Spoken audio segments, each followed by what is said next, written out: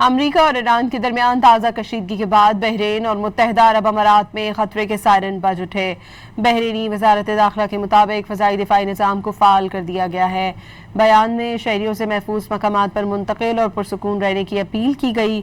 قطر میں بھی security high alert کر دی گئی۔ ادھر امارات نے کہا ہے کہ اس کا فضائی دفاعی نظام ایران کی طرف سے داغے گئے میزائلوں اور ڈرونز کا مقابلہ کر رہا ہے۔ امریکہ اور ایران کے درمیان تازہ کشیدگی کے بعد بحرین اور متحدہ عرب امارات میں خطرے کے سائرن بج اٹھے۔ بحرینی وزارت داخلہ کے مطابق فضائی دفاعی نظام کو فعال کر دیا گیا ہے۔ بیان میں شہریوں سے محفوظ مقامات پر منتقل اور پرسکون رہنے کی اپیل کی گئی۔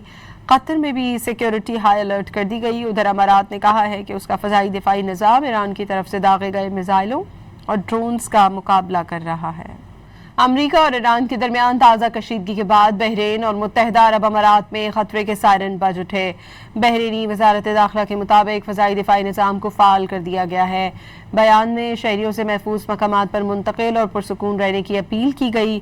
قطر میں بھی سیکیورٹی ہائی الرٹ کر دی گئی۔ ادھر امارات نے کہا ہے کہ اس کا فضائی دفاعی نظام ایران کی طرف سے داغے گئے میزائلوں اور ڈرونز کا مقابلہ کر رہا ہے۔